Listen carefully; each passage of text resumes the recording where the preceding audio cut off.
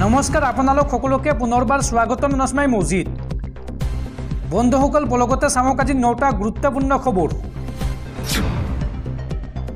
প্ৰথমটো খবৰ, বাংলাদেশৰ প্ৰাক্তন প্ৰধানমন্ত্ৰী শেখ হাছিনাই পদত্যাগ কৰি দেশ এৰি পলায়নৰ পিছতে এইবাৰ পদত্যাগ বাংলাদেশ উচ্চতম ন্যায়ালয়ৰ মুখ্য ন্যায়াধীশৰ।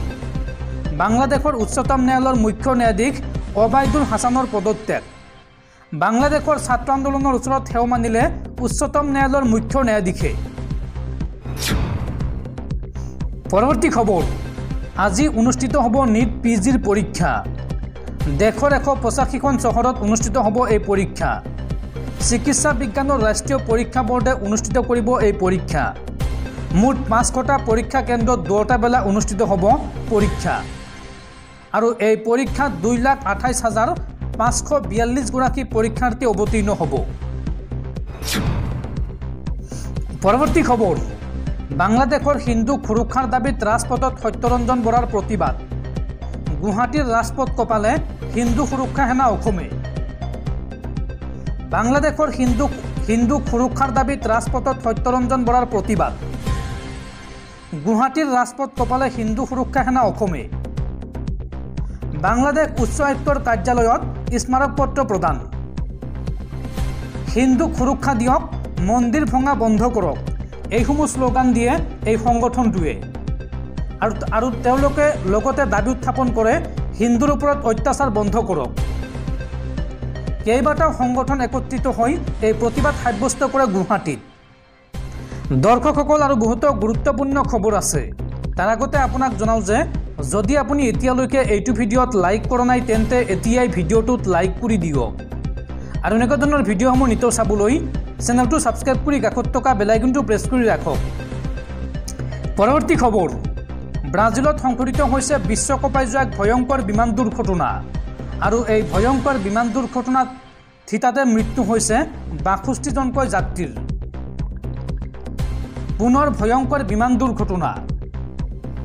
আৰু বিমানত থকা ৬২জন যাত্ৰীৰ কৰুণ মৃত্যু হৈছে এই ভয়ংকৰ দুৰ্ঘটনাত। দুৰ্ঘটনাৰ পিছতে ঘটনাস্থলীত হাহাকাৰ অৱস্থা। অগ্নিকাণ্ডৰ ফলতে দুৰ্ঘটনাৰ সন্দেহ বিমানখনৰ।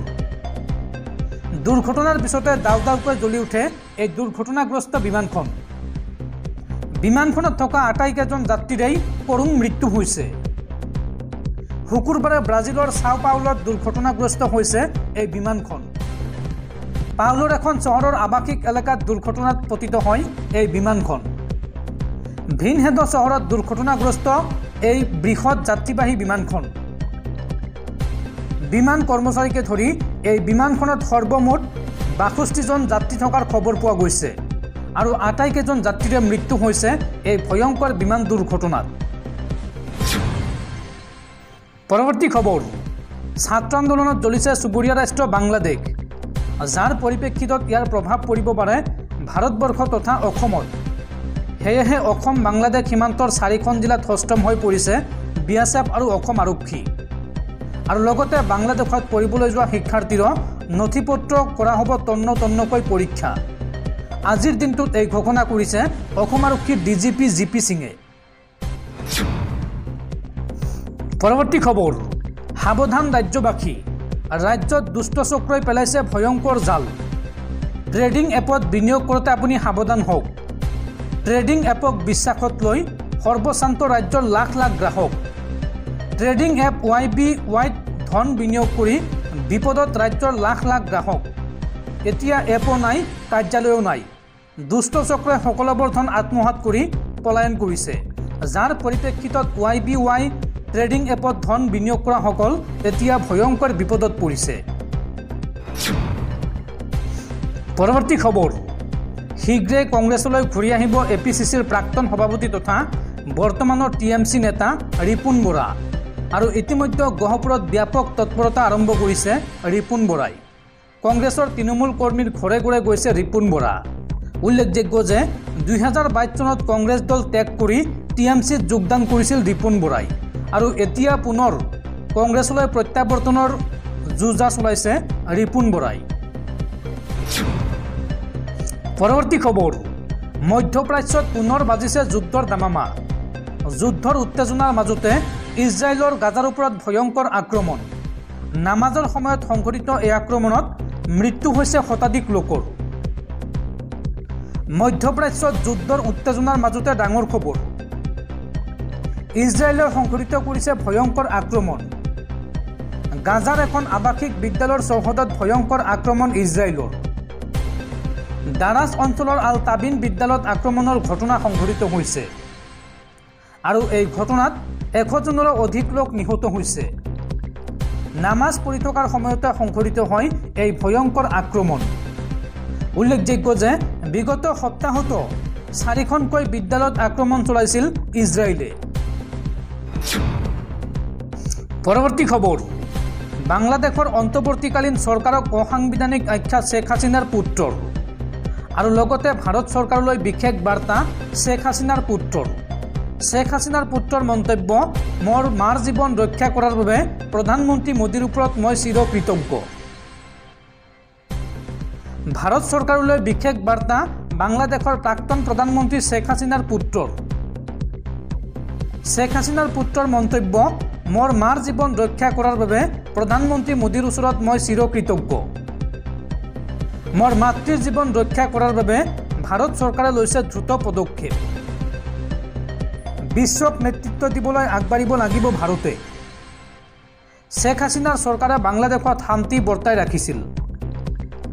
বাকী চৰকাৰসমূহে শান্তি ৰক্ষাৰ ক্ষেত্ৰত বিফল হৈছে। আৱামী লীগ চৰকাৰে সকলো কাম সম্ভৱ বুলি প্ৰমাণ কৰিছিল। বাংলাদেশৰ অন্তৱৰ্তীকালীন চৰকাৰক অসাংবিধানিক আখ্যা শেখ হাছিনাৰ পুত্ৰৰ। অনিৰ্বাচিত চৰকাৰ এখনে 1 মিনিটত দেশ চলাব নোৱাৰে। তেওঁলোকে গণতন্ত্ৰৰ কথা কয়, কিন্তু তাত গণতন্ত্ৰ নাই। যদি তেওঁলোকে গণতন্ত্ৰ সমৰ্থন কৰে তেন্তে নিৰ্বাচন অনুষ্ঠিত কৰক। 90 দিনৰ ভিতৰত নিৰ্বাচন অনুষ্ঠিত কৰিবলৈ আহ্বান সাজিব ৱাজেদ জয়ৰ। অনভিজ্ঞ চৰকাৰ এখনে কেনেকৈ দেশ চলাব সেয়া মই নিৰীক্ষণ কৰিম, এই মন্তব্য কৰে বাংলাদেশৰ প্ৰাক্তন প্ৰধানমন্ত্ৰী শেখ হাছিনাৰ পুত্ৰই। পৰৱৰ্তী খবৰ, মাতৃহাৰা হল বিধায়ক দিগন্ত বৰ্মন। অসম চৰকাৰৰ প্ৰাক্তন মন্ত্ৰী প্ৰয়াত ডাক্তৰ ভূমিধৰ বৰ্মনৰ পত্নীৰ মৃত্যু। 86 বছৰ বয়সত শেষ নিশ্বাস ত্যাগ ডাক্তৰ ভূমিধৰ বৰ্মনৰ পত্নী মালতী বৰ্মনৰ।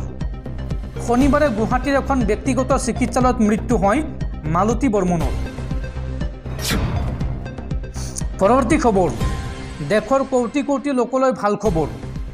দেশৰ কোটি কোটি জনতাক বাম্পাৰ অফাৰ দিছে BSNL। দেশৰ ব্যক্তিগত খণ্ডৰ টেলিকম কোম্পানীয়ে ৰিচাৰ্জৰ নিৰিখ বৃদ্ধিৰ পিছতে দেশবাসীক বৃহৎ সকাহ দিবলৈ আগবাঢ়িছে BSNL। আপুনি আজিৰ দিনটোতেই আপোনাৰ নম্বৰটো পৰ্ট কৰিব পাৰিব BSNL-লৈ। শীঘ্ৰেই দেশৰ কোটি কোটি গ্ৰাহকে লাভ কৰিব 4G আৰু 5G সেৱা BSNL-ৰ পৰা। দেশৰ কোটি কোটি BSNL গ্ৰাহকৰ বাবে ডাঙৰ খবৰ। শীঘ্ৰেই BSNL-ৰ গ্ৰাহকে লাভ কৰিব 5G সেৱা। দেশজুৰি চলিছে BSNL-ৰ টাৱাৰৰ কাম। আজিয়ে আপোনাৰ মোবাইল নম্বৰটো পৰ্ট কৰিব পাৰিব BSNL-লৈ। সমগ্ৰ দেশত বৰুৱা হ'ব 80,000 টাৱাৰ আৰু ইতিমধ্যে 15,000 অতিৰিক্ত 4G টাৱাৰ এক্টিভেট কৰিছে BSNL-এ। ইতিমধ্যে সম্পন্ন হৈছে 4G টাৱাৰৰ কাম। 2025 মাৰ্চৰ পূৰ্বে 1 লাখ 4G নেটৱৰ্ক টাৱাৰ বৰুৱাব BSNL কৰ্তৃপক্ষই। 5G সেৱাৰো পৰীক্ষণ সম্পন্ন কৰিছে BSNL-এ। জিঅ' এয়াৰটেলৰ ৰিচাৰ্জৰ নিৰিখ বৃদ্ধিৰ পিছতে এতিয়া গ্ৰাহকৰ কাষত BSNL আৰু এই সন্দৰ্ভত 15টাকৈ বিশেষ প্লেনত BSNL আগবঢ়াইছে বাম্পাৰ অফাৰ।